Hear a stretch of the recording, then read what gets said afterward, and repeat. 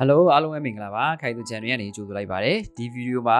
ဂျပန်ကိုကျောင်းနဲ့သွားမဲ့ကျောင်းသားတွေအတွက်ကိုကျွန်တော်အသေးစိတ်လေးပြောပြပေးပါမယ်အခုဂျပန်ကိုကျောင်းနဲ့သွားမဲ့လူတွေကအများသောအားဖြင့်ပေါ့နော်နှစ်မျိုးရှိမယ်ပထမတစ်မျိုးကတော့ကျောင်းသားကအများကြီးမတက်နိုင်တဲ့အတွက်သတင်းစာပို့နဲ့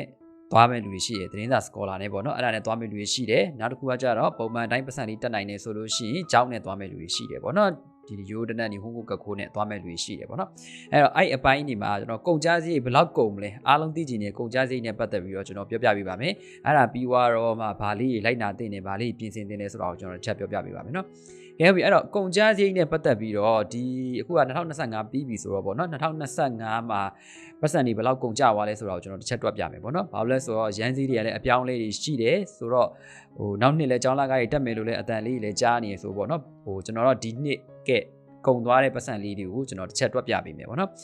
်သတင်းစာပို့နဲ့သွားခြင်းနဲ့ဆိုလို့ရှိရင်တော့2026 4လပိုင်းကတော့အခုချိန်ဆိုရင်တော့မမီလောက်တော့ဘူးထင်တယ်ပေါ့နော်10လပိုင်းဆိုရင်တော့မှီကောင်းမှီလိမ့်မယ်ဒါပေမဲ့နောက်နှစ်တစ်နှစ်ကျော်ပေါ့နော်2029 4လပိုင်းမှာကိုကဂျပန်ကိုသတင်းစာပို့နဲ့သွားခြင်းတဲ့လူတွေရှိတယ်ဆိုလို့ရှိရင်ဒီဗီဒီယိုကိုသေချာကြည့်တင်တယ်ပေါ့နော်ဒါမှမဟုတ်လေရိုးတနန်ကျောင်းနဲ့သွားမဲ့လူတွေရှိရဆိုလို့ရှိရင်လေဒီဗီဒီယိုကိုသေချာနားထောင်လိုက်လို့ရှိရင်ဒါကိုကဘာနဲ့ပို့တင်တော်လဲဆိုတာကိုနားလည်လာပါလိမ့်မယ်ကဲဟုတ်ပြီအဲ့တော့ဒီ2025မှာကသတင်းစာပို့နဲ့ကိုသွားလို့ရှိရင်ပတ်စံဘယ်လောက်ကုန်လဲဆိုတော့300နဲ့250ကြားလောက်ကုန်တယ်ပေါ့နော်အဲ့ဒါဘာတွေပါလဲဆိုတော့လိန်လက်မှတ်ဖိုးတွေလည်းပါတယ်ပြီးတော့ကျောင်းလာကားတွေလည်းပါတယ်ပြီးတော့နေစရာလေးတွေလည်းပါတယ်ပေါ့နော်သူကသတင်းစာပို့တဲ့အလုပ်ဖြစ်တဲ့အတွက်ဒီဟာလေးတွေတော့ကုန်ကြစရိတ်ကတော့တက်တာတယ်ပေါ့ဘာဖြစ်လဲဆိုတော့ဟိုကောင်ကကျတော့ရိုးတဲ့ဒီဟွန်းကိုဆိုရင်400ကျော်လောက်ဖြစ်သွားတာဆိုပေါ့နော်ဒါပေမဲ့ဒီအခုကျွန်တော်ပထမပိုင်းမှာတော့ဒီသတင်းစာပို့နဲ့ပတ်သက်ပြီးတော့ပဲအရင်ရှင်းပြပေးမယ်ပေါ့နော်သတင်းစာပို့နေရကြတော့သတင်းစာပို့လို့ရှိရင်ကျွန်တော်တို့တစ်လကိုရန်ပုံမှန်ပေါ့နော်15,000နဲ့18,000ကြားပေါ့နော်မြန်မာငွေနဲ့ဆိုရင်တော့ကျွန်တော်တွက်လွယ်အောင်ဆိုလို့ရှိရင်ပြထားပါတော့နော်တစ်လကို15 သိန်းအခုပေါက်နေတဲ့ဈေးနဲ့ဆိုရင်တော့25ပေါက်တယ်ဗျအရင်တော့ကတော့30လောက်ပေါက်သွားတယ်ပေါ့နော်မြန်မာဂျပန်တယန်းကိုမြန်မာငွေ30လောက်ပေါက်တယ်ဆိုတော့ပေါ့နော်ဒါပေမဲ့တစ်လကိုရန်15,000တသိန်းခွဲပေါ့နော်ဒါမှမဟုတ်လေ3,900ရန်ကိုပေါ့နော်လစဉ်သူကသတင်းစာကိုမနက်တစ်ပိုင်းပို့ရမယ်ပြီးသွားရင်ညနေတစ်ပိုင်းပို့ရမယ်ပေါ့နော်အဲ့ဒါဆိုလို့ရှိရင်သူကလစာပေးတယ်နေစရာလည်းပေးရတယ်ပေါ့နော်ကို့မှာကုန်တာဆိုလို့စားစရိတ်လေးပဲကုန်တယ်ကျောင်းလာကအတွက်ထပ်ပေးစရာမလိုတော့ဘူးပေါ့နော်အဲ့လိုရှိပါတယ်အဲ့တော့ငွေကြေးသိမတက်နိုင်တဲ့လူတွေပါရှိရဆိုရင်သတင်းစာပို့နဲ့သွားတာတော့ပို့ပြီးတော့အဆင်ပြေပါတယ်ဒါပေမဲ့သတင်းစာပို့နဲ့သွားခြင်းတဲ့လူတွေအများများတဲ့အတွက်ရိုးတနန်ကျောင်းနဲ့သွားတာလိုမျိုးမြင်ဆက်နဲ့တော့မဖြစ်ဘူးပေါ့နော်ကွာတေချာလေးကြိုတင်ပြင်ဆင်တာမှာအခုဆိုရင်2026မှာသတင်းစာပို့နဲ့သွားခြင်းနဲ့ဆိုရင်မမီလောက်တော့ဘူးဒါပေမဲ့ကိုကပတ်စံ200လောက်ပို့ပြီးတော့တက်တာခြင်းနဲ့ဆိုလို့ရှိရင်ဒါ2029 4လပိုင်းအတွက်ကိုကြိုတင်ပြီးတော့တန်းစီတာပေါ့လေနော်အဲ့ဆိုလို့ရှိရင်တော့အဆင်ပြေပါလိမ့်မယ်သတင်းစာပို့နဲ့သွားတဲ့အခါကျလို့ရှိရင်ပေါ့နော်ဘာတွေအခက်ခဲရှိလဲလို့ကျွန်တော်ပြောရမယ်ဆိုလို့ရှိရင်ဥပမာသူကတော့ဆိုင်ကယ်မောင်းတက်ကမယ်ပေါ့နော်ဆိုင်ကယ်မောင်းတက်ကမယ်အဲ့လက်မှတ်ကလေးတော့လိုတယ်ပေါ့နော်ချို့ဆိုလို့ရှိရင်ဟိုရောက်လို့ရှိရင်အဲ့လိုမျိုး license တွေပဲဖြေရတယ်ဘာညာလဲချို့ဆိုရင်လည်းရှိတယ်ပေါ့လေနော်သူတို့သတ်မှတ်တဲ့ license ပေါ့အဲ့ဒါဒီဖြေခိုင်းတာတွေပဲရှိတယ်ဒါကတော့တစ်ကြောင်းနဲ့တစ်ကြောင်းသတ်မှတ်တာချင်းတော့မတူဘူးပေါ့နော်ဆိုင်ကယ်နဲ့လိုက်ပို့ရတာဖြစ်တဲ့အတွက်ဆိုင်ကယ်စီးတက်ဖို့တော့လိုတယ်ပြီးတော့အဓိကအခက်အခဲကတော့ရာသီဥတုတန်ခံရတာပေါ့နော်ရာသီဥတုကအေးပူမိုးရွာပေါ့လေနော်အဓိကတော့အေးတာပါဘာဖြစ်လဲဆိုတော့ဒါတချို့နေမှာနေတဲ့လူတွေလည်းသိမှာပေါ့လေနော်အေးတဲ့အချိန်မှာဆိုင်ကယ်မောင်းတာလို့စပိန်နေတာလို့ဆိုရင်ဘာဖြစ်လေရမျက်နှာကိုတိုက်တာပေါ့နော်သူကကားနဲ့မတူဘူးလေနော်ကားကြတော့အထဲထဲမှာလုံလုံခြုံနေရတာဆိုင်ကယ်ကြတော့ဆိုင်ကယ်တို့စပိန်တို့ကြတော့ဒါမျက်နှာကိုလေတိုးတယ်ပေါ့နော်အဲ့ဒီရာသီဥတုတန်ခံရတယ်ပေါ့နော်တစ်ခါကျရင်နှင်းကြတဲ့ရက်ဒီပါကြီးဆိုလို့ရှိရင်ကျွန်တော်ကသွားပို့ရတယ်ပြီးတော့သတင်းစာကလည်း weight ပါတယ်လीနော်သတင်းစာစက်ကူကလည်း weight ပါတယ်ဆိုတော့အဲ့လိုအလေးယူကျွန်တော်ပို့ရတယ်ဒါပေမဲ့လည်းပုံမှန်လင်းပြောလို့ရှိရင်သတင်းစာပို့နေကိုမင်းကလေးတွေတောင်လုပ်နေကြတာပေါ့နော်မင်းကလေးတောင်လုပ်နေကြတာပဲဆိုတော့ယောက်ျားလေးဆိုရင်မလုပ်နိုင်ကြအကြောင်းမရှိဘူးသူတို့ကယောက်ျားလေးတွေကိုပို့ပြီးတော့ chance ပို့ပေးတယ်ပေါ့နော်မင်းကလေးတွေလည်းသတင်းစာပို့နေသွားနေတဲ့လူတွေလည်းရှိပါတယ် line မှာလည်းသူတို့တွေ့မှာပေါ့လीနော်ပြီးတော့မနက်စောထားရပါတယ်မနက်စောထားရတယ်ဒါမျိုးလေးရှိတယ်ပေါ့လေနော်အချိန်ပိုလေးရှိတော့ကိုကအကြောင်းပြီးတဲ့အခါကျရင်အလုပ်ပြီးတဲ့အခါကျလို့ရှိရင်တော့ဂျပန်စာလောက်ကမဲ့အချိန်လေးတွေပို့ပြီးတော့ရတာပေါ့နော်သတင်းစာပို့နဲ့သွားမယ်ဆိုလို့ရှိရင်ဒါပေမဲ့ तू ကလစာကပြောရရင်တော့ပုံတည်ပဲပေါ့နော်ပုံတည်ဥမာ3သိန်းခွဲနဲ့3,900ကြားပဲဖြစ်တဲ့အတွက်ကျွန်တော်တို့ကဒီသတင်းစာပို့2နှစ်ပြီးသွားလို့ဖြစ်ရင်2နှစ်ပြီးသွားလို့ရှိရင်ကျွန်တော်ဆမ်မွန်ဂတ်ကိုပေါ့နော်အတမန်ကျောင်းဒီပလိုမာကျောင်းတက်မယ်ဆိုလို့ရှိရင်ကျွန်တော်ကကျောင်းလကနေတဲ့ကျောင်းနေဆိုလို့ရှိရင်တော့ဒီသတင်းစာပို့ကရတဲ့ပတ်စံတွေကလုံလောက်ကောင်းလုံလောက်မယ်ဆိုပေမဲ့ဒါပေမဲ့ကျွန်တော်တို့က1100တန်တို့ 1120တို့150တို့ကြားပေါ့နော်ဥမာ IT ကျောင်းကောင်းကောင်းတို့ကားကျောင်းကောင်းကောင်းတို့တက်မယ်ဆိုလို့ရှိရင်တော့ပတ်စံကိုတေချာလေးချွေတာလေးစုနိုင်မှသတင်းစာပို့နေရအဆင်ပြေလိမ့်မယ်ပေါ့နော်ဘာဖြစ်လဲဆိုတော့ဂျပန်မှာလည်းအလုပ်ကောင်းကောင်းရဖို့အတွက်ကလည်းဒီဆမ်မွန်ကတ်ကိုဒီပလိုမာကျောင်းကောင်းကောင်းစဉ်းစားဖို့လည်းလိုတယ်ပေါ့နော်ဘာဖြစ်လဲဆိုတော့သူကကျောင်းကောင်းမှအလုပ်တွေကကောင်းကောင်းခေါ်တာဆိုတော့เนาะအဲ့အပိုင်းလေးလည်းရှိတတ်တာဖြစ်တဲ့အတွက်ဘာဖြစ်လဲဆိုတော့အခုသွားတဲ့လူတော်တော်များများဘွဲရပြီးတဲ့သမားဆိုလို့ရှိရင်တော့လည်းနည်းနည်းအားတာချက်ရှိတာပေါ့နော်အချို့ကျောင်းမပြီးတဲ့လူတွေအတွက်ကြောက်လဲကျွန်တော်ကတော့ဂျပန်မှာကျောင်းကောင်းကောင်းလေးတက်စီခြင်းတယ်ပေါ့နော်ပြီးသွားလို့ရှိရင်တော့ကျွန်တော်ညီဟွန်ကိုကကိုအကြောင်းရှင်းပြပြီးသွားရင်တော့ဆမ်မွန်ကကိုအကြောင်းလေးကျွန်တော်တစ်ချက်ပြောပြပေးမယ်ပေါ့နော်အဲ့တော့သတင်းစာပုံနဲ့သွားမဲ့လူတွေရှိရဆိုလို့ရှိရင်တော့300-350ဂျားလောက်ကုန်မယ်ပေါ့နော်ကျွန်တော်ပြန်ကြားရတာတော့တချို့အကြောင်းတွေဆိုလို့ရှိရင်ဥမာပေါ့နော်သတင်းစာပို့နေကိုသူကဥမာတစ်နှစ်ခွဲဆိုလဲတစ်နှစ်ခွဲ2နှစ်ဆိုလဲ2နှစ်ပြည့်အောင်သူကသတင်းစာပို့ပေးရတယ်ပေါ့နော်ပို့ပေးရဆိုလို့ရှိရင်သူတို့ကအဲ့မှာပေါ့နော်ဂျားထဲမှာလည်းတချို့ agency တွေပိုင်းခန္ဓာတွေပိုင်းရှိရဆိုလို့ရှိရင်ဥမာသူကရန်1020ပေါ့လေကိုကနှစ်ပြည့်သွားလို့ရှိရင်အဲ့ဘက်ဆောင်သူပြန်ထုတ်ပေးတယ်အကြောင်းလေးရှိတယ်ပေါ့နော်သတင်းစာတိုက်လေးရှိတယ်ဒါကတော့ခုနပြောငွေအပေါင်သဘောမျိုးအနေနဲ့ပေါ့နော်မင်းတို့လာကိုနှစ်ကိုစာချုပ်ကိုပြည့်အောင်လုပ်ပြီးပြည့်သွားလို့ရှိရင်မင်းတို့ကိုဒီပတ်စံရန်1020ငါတို့ကနေပြန်ပြီးတော့ပြန်ပေးပါမယ်ဒါမှမဟုတ်ဘောက်စုအနေနဲ့ပေါ့နော်ပေးပါမယ်ဆိုရဲချုပ်သတင်းစာပို့သတင်းစာတိုက်လေးရှိတယ်ပေါ့နော်ဒါကတော့တစ်ချက်စုံစမ်းကြည့်ပေါ့ဒါပေမဲ့လည်းအဲ့နေရာမှာပေါ့နော်နှစ်မပြည့်ပဲနဲ့ဥမာသတင်းစာပို့တာပေါ့နော်နှစ်ပြည့်အောင်မလုပ်ဘဲနဲ့ဗီဇာတွေချိန်နေအလုပ်တွေပြောင်းနေထွက်တယ်ဆိုလို့ရှိရင်ကျောင်းလာကရော်ကြီးတွေပြန်ပေးရမယ်ဆိုတဲ့ဟာကြီးလဲစာချုပ်ထဲမှာပါလည်းရှိတယ်ပေါ့နော်ဒါပေမဲ့ကျွန်တော်မြင်ရသလောက်တော့သတင်းစာပို့သမားတွေကအလုပ်ပြောင်းနေဆိုတာတော်တော်လေးကိုရှားပါတယ်အဖေဆိုကိုကဂတိမတီပဲနဲ့စာချုပ်ဖောက်ပြတယ်ဆိုရင်နောက်အလုပ်ရှားတာတွေပါရဲ့အလူမျိုးနေနဲ့တိုင်ပတ်တာတွေလည်းရှိသလိုပို့ပြီးတော့ဖြစ်တာကတော့လစာပုံမှန်ရနေတဲ့အတွက်ပေါ့မပြောင်းကြဘူးပေါ့လေနော်သူကအလုပ်က3လလောက်လုပ်လိုက်လို့ရှိရင်နေသားကျသွားပြီဖြစ်တဲ့အတွက်တလောက်လည်းခုနပြောသလိုနော်15000 19000ပေးရတာဖြစ်တဲ့အတွက်ဒီပတ်စံကဂျပန်မှာ3လို့လောက်တာပေါ့နော်နောက်ဆုံးကိုကရန်9000ရန်9000လောက်ကိုက3တယ်သူကအိမ်လကားတွေပါလည်းပေးကြမလို့ကျောင်းလကားတွေပါလည်းပေးကြမလို့ဆိုပေါ့နော်ဥပမာမြန်မာပြည်ကို10,000လောက်ရန်3သိန်းလောက်မြန်မာပြည်ကိုပြန်ပို့လို့ရတယ်ပြန်ပို့တယ်ဆိုရင်ကျွန်တော်တို့ဒီမှာ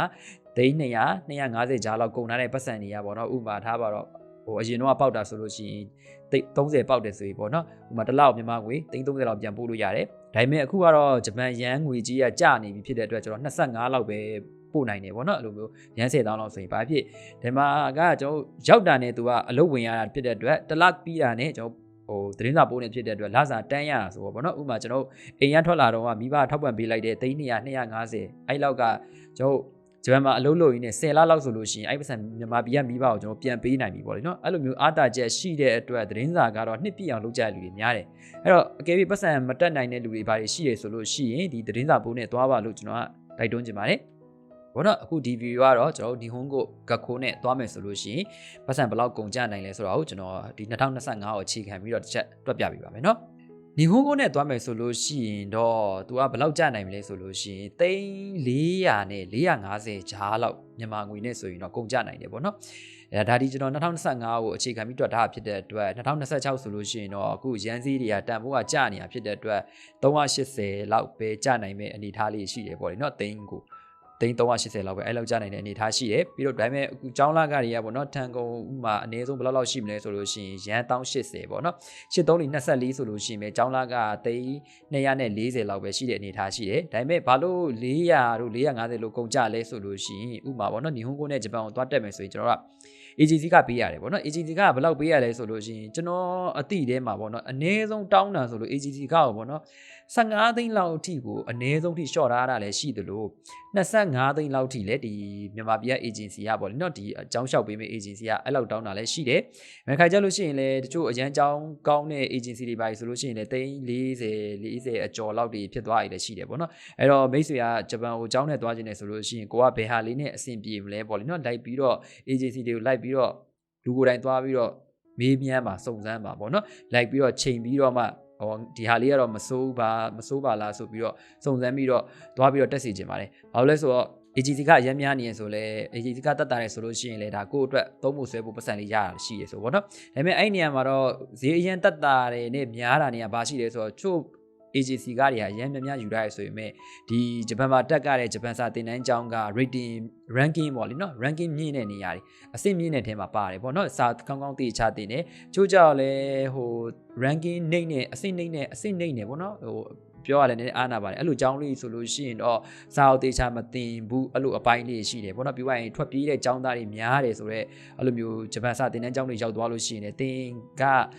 လာဝကနေပြီးတော့ပေါ့နော်ဗီဇာတုံးထုပေးဖို့မျက်စိတောက်တောက်ကြည့်ရှုခံရနိုင်တဲ့အနေအထားလေးရှိတယ်အဲ့တော့ဖြစ်နိုင်တယ်ဆိုလို့ရှိရင်တော့အသေးချာလေးပေါ့နော် ranking လေးကိုလည်းတစ်ချက် view site ပေါ့ဒါပေမဲ့ခုနပြောသလိုပေါ့နော် agency ကနည်းနေလို့အကြောင်းမကောင်းလားဆိုလည်းမဟုတ်ဘူးเนาะကိုယ့်ဘက်ကမှန်နေရဆိုလို့ရှိရင်ဒါအဆင်ပြေနိုင်တယ်အဲ့တော့ကျွန်တော်တေချာဗီဇာခိုင်မရဖို့အတွက်ဆိုလို့ရှိရင်ကျွန်တော်ဘာကြီးဆောင်ရရှိလဲဆိုတော့ကျွန်တော်ဒီကုန်ကျစရိတ်တွေပြီးသွားလို့ရှိရင်ကျွန်တော်တစ်ချက်ပြောပြပေးပါမယ်เนาะအဲ့တော့ဂျပန်စာအကြောင်းနဲ့သွားမယ်ဆိုလို့ရှိရင်သိန်း450လောက်ပေါ့လीเนาะအဲ့လောက်ကြာနိုင်မယ်ခုနဟို agency ကထားပါတော့ဗျဥမာသိန်းအစိတ်လောက်ကြာမယ်ပေါ့ agency ကဒါကျွန်တော်ဂျားချလိုက်ပြီးဟို agency ကဆိုလို့ရှိရင်သိန်းအစိတ်လောက်ပြစ်မယ်အဲ့မှာ show money တွေပါပြရမယ်ဆိုရင်တော့ plus တွေပါထပ်ပေါင်းပေးရမှာပေါ့လीเนาะဘယ်လောက်ထပ်ပေးရမလဲဆိုတော့တစ်ချက် agency မှာချက်စုံစမ်းကြည့်ပေါ့ပြောရလို့ရှိရင်လိန်လက်မှတ်ခလေးပါလိမ့်မယ်ပေါ့နော်လိန်လက်မှတ်ခလေးအဲ့ဒါလေးပါလိမ့်မယ်အဲ့ဟာလည်းပြောရမယ်ဆိုလို့ရှိရင်ခုန400နဲ့450ဂျားလောက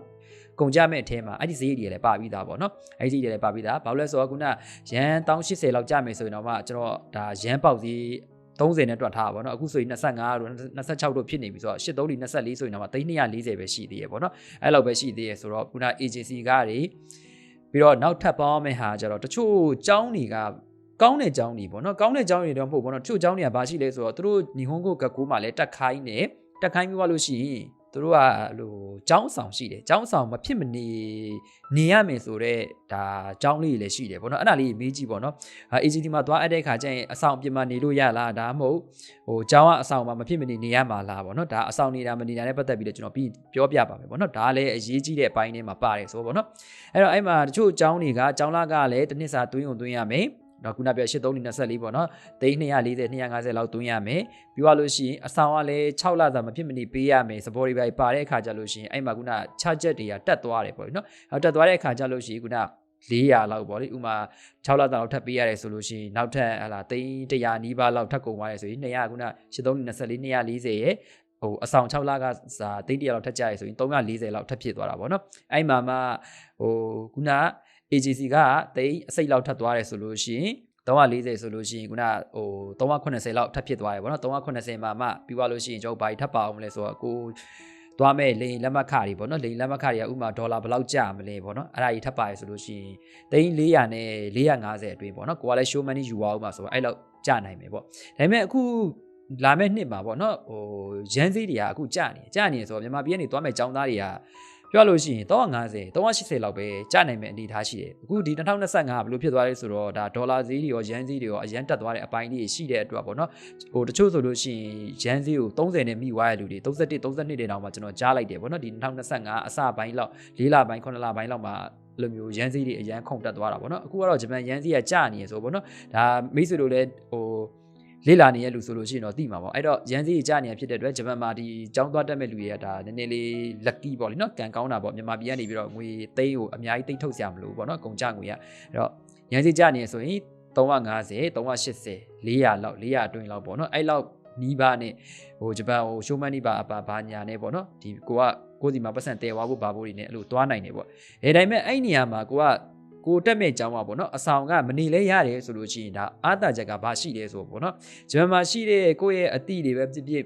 ်မိတ်ဆွေတွေဘာတွေပဲဖြစ်ဖြစ်ပေါ့နော်ရှိရဆိုလို့ရှိရင်ဥပမာကိုကတက်ကမဲ့ကျောင်းကတိုကျိုမှာအိုဆာကာမှာဆိုလို့ရှိရင်ငါကျောင်းကတော့ဘယ်နေရာမှာရှိပါတယ်အဲ့တော့ဘယ်နေရာနဲ့နီးရဲ့အိမ်လေးပါလေးပေါ့နော်အဲ့မှာဘယ်စမ်းပိုင်းလေးနေလဲဘာညာတစ်ချက်ကြည့်ပေါ့လေနော်ချက်ကြည့်ပြီးတော့ကိုကဟိုအိမ်တွေပိုင်းကြိုပြီးတော့ရှာနိုင်တယ်နေလို့ရတယ်ဆိုလို့ရှိရင်တော့ကုန်ကြစည်တက်တာပေါ့ဘာလို့လဲဆိုတော့ကိုယ့်ရဲ့စီနီယာတယောက်အိမ်မှာဂျပန်မှာအသိရှိရဆိုရင်သူ့အိမ်မှာသွားနေရဆိုရင်ကျွန်တော်တို့ကအိမ်လာကောက်တစ်လချင်းစီပေးလို့ရတယ်ပေါ့နော်ဥပမာကဲပြီးသူကစပေါ်တစ်လသာတောင်းနေဆိုလို့ရှိရင်လေထားပါလို့နော်တစ်လကိုရန်4000လောက်ကြမယ်ဆိုလို့ရှိရင်စပေါ်တစ်လထားမယ်ဆိုလို့ရှိရင်တော့ရန်8000လောက်နဲ့ကျွန်တော်နေလို့ရတယ်ပေါ့နော်ဟိုကျောင်းကပေးတဲ့အဆောင်တွေကတော့ကျွန်တော်ကြားတာတော့တယောက်တစ်ခန်းနေရတယ်ပေါ့နော်အနည်းဆုံးအောက်ထစ်ကရန်6000လောက်ရှိတယ်ပေါ့နော်6000လောက်ရှိတယ်စပေါ်ကလည်းဒါ3လသာတင်ရရဆိုတော့6318ပေါ့နော်ဒါတွေကတော့ဒီတစ်ဆောင်နဲ့တစ်ဆောင်မတူတဲ့အတွက်အဆောင်လကတွေအတွက်လည်းကိုကကုန်ကြစည်ကိုကြိုတင်တွက်ချက်ထားရင်တော့ပိုကောင်းတယ်ပေါ့အဲ့မှာတော့ကျွန်တော်အဆောင်နဲ့ပတ်သက်ပြီးပြောရမယ်ဆိုလို့ရှိရင်ကျောင်းကပေးတဲ့အဆောင်မှာနေတယ်ဆိုလို့ရှိရင်တော့ဗျာရောက်တာနဲ့ကိုကတန်းနေပေါ့ပြီးတော့တယောက်တည်းတစ်ခန်းနေရတာဖြစ်တဲ့အတွက်တိတ်ပြီးတော့အောင်နောက်ဆရာမရှိဘူးပေါ့လေဒါ ဒါပေမဲ့ကိုကစမ်းပိုင်းနဲ့သွားနေတယ်ဂျပန်မှာရှိတဲ့အသီးနဲ့သွားနေရဆိုရင်သူနဲ့ကိုနေကကီးကြိုက်လားမကြိုက်လားပေါ့နော်ဒါလည်းတစ်ချက်ရှိသေးတယ်ဒါပေမဲ့လည်းကျွန်တော်ကတော့အပြင်မှာနေတာကိုပိုအားပေးခြင်းတယ်ပေါ့နော်ဘာလို့လဲဆိုတော့အပြင်မှာနေတော့ကီးမကြိုက်ဘူးဆိုလို့ရှိရင်နောက်တစ်အိမ်ထပ်ပြောင်းလို့ရတယ်ပေါ့နော်ဒါကိုကလွတ်လွတ်လပ်လပ်နဲ့ဟိုဖြစ်လို့ရတယ်ကျောင်းမှာကျတော့6လစာကြီးသွင်းတာကတော့မနေလို့မရတဲ့အပိုင်းလေးဖြစ်တယ်ပေါ့နော်ပြီးတော့ကျောင်းကကျတော့လည်းကျောင်းဆောင်မှာရှိရဆိုပေမဲ့လည်းသူကရေဘိုးမီးဘိုးအင်တာနက်ဘိုးတွေကလည်းရှိသေးရပေါ့နော်စောင်းတွင်းဆိုရင်ကျွန်တော်တို့ကဟီတာတွေပါဖွင့်မယ်ထမင်းဟင်းတွေပါချက်စားမယ်ဘာညာဆိုလို့ရှိရင်ကျတော့ဒါရန်6000တောင်မကောက်ဘူးပေါ့လေနောက်ထပ် plus တွေထပ်ပြီးပါလာနိုင်တယ်9000ခွဲလောက်ထိဒါကိုကဂျပန်မှာနေတဲ့အခါကျရင်အိမ်လာကတွေကုန်ကြတာရှိတယ်ပေါ့နော်ဒါပေမဲ့ကျွန်တော်ဒီမှာဘာလို့ဒီအဆောင်လာကနဲ့ပတ်သက်ပြီးတော့ဟိုပြောပြနေရလဲဆိုလို့ရှိရင်ဒီအဆောင်လာကတွေကပေါ့နော်ဥပမာကျွန်တော်တို့ကဂျပန်မှာညီဟုန်းကိုနဲ့သွားတယ်ဗျာကြောင်းတက်နေရဆိုရင်နောက်နှစ်ဆယ်မွန်ကတ်ကိုကောင်းတက်ဖို့အတွက်ဆိုလို့ရှိရင်ပတ်စံနေတီးချာစုထားမှရမယ်ပတ်စံတီးချာစုထားနိုင်မှရမယ်အဲ့လိုမျိုးမစုထားဘူးမစောင်းထားဘူးဆိုလို့ရှိရင်ကျွန်တော်တို့ကဟာလာမြန်မာပြည်မှာဘွဲတွေပဲမရခဲ့ဘူးဘာလို့ညောက်ဆိုရင်ပေါ့နော်ဟိုကိုကပညာရည်ချင်းလေးတွေအားနေတာနောက်ဆုံးပေါ့နော်ပညာရည်ချင်းတော့မှအန်တူလောက်အောင်နာတယ်ဆိုလို့ရှိရင်တော့ဆမ်မွန်ကောင်းသွားလို့ရတယ်ပေါ့နော်အန်တူလောက်အောင်နိုင်တော့ပိုးတောင်ကောင်းသေးတယ်ပေါ့နော်နောက်ဆုံးပေါ့နော်ဂျပန်စာအရေးချင်းရှိတယ်ဆိုရင်တော့မှကိုယ့်လက်ထဲမှာကခုနပြောတဲ့အိမ်စည်းတွေသွားစည်းအိမ်စည်းတွေပေါ့နော်နေထိုင်စည်းတွေအရန်ကုန်ကြနေတဲ့အချိန်မှာနောက်ကျောင်းပြီးတဲ့အခါမှာတက်ဖို့အတွက်ဒီပလိုမာတက်ဖို့အတွက်ဒိုင်ဂါကုတက်ဖို့အတွက်ကိုလက်ထဲမှာပတ်စံမရှိတော့ဘူးဆိုလို့ရှိရင်တက်ချင်တော့မှတက်လို့မရတဲ့အနေအထားတွေဖြစ်သွားနိုင်တယ်ပေါ့နော်အဲ့တော့ညီဟုန်းကိုနဲ့သွားမဲ့လူတွေလည်းတစ်ချက်တေချာလေးဂယူးဆိုင်ပါလို့ကျွန်တော်ဒီဗီဒီယိုမှာပြောကြားချင်ပါတယ်အဲ့တော့ဂျပန်စာအကြောင်းနဲ့သွားမယ်ဆိုလို့ရှိရင်ပြန်မြအပြင်ဘယ်လောက်ကုန်ကြမလဲဆိုလို့ရှိရင်တော့သိန်း400နဲ့450ထန်ကုန်ပေါ့လေနော်အဲ့ထက်ပို့ပြီးတော့များလာနိုင်မယ်ဆိုရင်တော့လည်းတစ်ချက် agency နဲ့ဆွေးနွေးတိုင်ပင်ပြီးတော့တေချာစီးစစ်နဲ့လုပ်ပေါ့နော်ဘာဖြစ်လို့လဲဆိုတော့ပတ်စံတန်ဖိုးရှိတယ်ပြီးပါတွေကပတ်စံအများကြီးထုတ်ပေးရတာပေါ့နော်ကျိုးဆိုရင်ချီးငှားပြီးလာတဲ့လူတွေရှိတယ်လေတွေပဲရောင်းပြီးလာတဲ့လူတွေပါလည်းရှိတယ်ပေါ့လေနော်ကဲဟုတ်ပြီအဲ့တော့ကျွန်တော်နောက်ဗီဒီယိုမှာပေါ့နော်အချိန်ပိုင်းအလုပ်နဲ့ပတ်သက်ပြီးတော့ကျွန်တော်တစ်ချက်လေးပြောပြပေးပါမယ်။ဘာဖြစ်လဲဆိုတော့ဗီဒီယိုအရန်ရှည်သွားမှာဆိုလို့ပေါ့နော်အချိန်ပိုင်းအလုပ်ကလည်းဘာလို့အရေးကြီးလဲဆိုတော့ကျွန်တော်တစ်ချက်ပြောပြချင်ပါတယ်။ဥပမာပေါ့နော်ဆယ်မွန်ကတ်ကိုနဲ့သွားမဲ့လူတွေလည်းရှိတယ်ဆိုလို့ရှိရင်ပေါ့နော်ဆယ်မွန်ကတ်ကိုတက်ချင်တဲ့လူတွေလည်းရှိတယ်ဒိုင်ကကုကောင်းတက်ချင်တဲ့လူတွေလည်းရှိတယ်။ဥပမာသတင်းစာပိုးနဲ့သွားမဲ့လူတွေပါလည်းပေါ့နော်ကိုကသတင်းစာပိုးတော့ပြဿနာမရှိဘူးဆယ်မွန်ကတ်ကိုတက်တဲ့အခါကျလို့ရှိရင်ဒါကျောင်းလာကသွင်းဖို့အပိုင်းเนี่ยကိုယ့်ဘက်ကိုရှားမဲ့အပိုင်းလေးပါလာပြီဆိုတော့ပေါ့နော်ဒါကျွန်တော်နောက်ဗီဒီယိုမှာအချိန်ပိုင်းအလုပ်ကဘာကြောင့်အရေးကြီးလဲဆိုတာကိုတစ်ချက်ပြောပြချင်ပါတယ်เนาะအဲ့တော့ဒီဗီဒီယိုကအချုပ်အနေနဲ့ဆိုရင်တော့ကျောင်းနဲ့သွားခြင်းနဲ့ဆိုရင်တော့ဒါအခုရန်စီးကြားတယ်ဆိုရင်380 400ကြားလောက်ဒီ2025မှာရန်စီးက30လောက်ထိပေါက်တုံးကတော့400နဲ့450လောက်ထိကိုသွားတာတွေရှိတယ်ပေါ့လေเนาะနောက်ဗီဒီယိုမှာတော့ကျွန်တော်မြို့ကျောင်းနဲ့နေကျောင်းရဲ့အားနည်းချက်အားသာချက်လေးတွေအချိန်ပိုင်းအလုပ်ရှာပုံရှာလေးနဲ့ပတ်သက်နေတာလေးကိုကျွန်တော်ပြောပြပေးပါမယ်เนาะကဲဟုတ်ပါပြီဒီဗီဒီယိုကတော့ဒီလောက်ပါပဲခင်ဗျာနောက်ဗီဒီယိုမှာပြန်တွေ့ကြတာပေါ့ဘိုင်ဘိုင်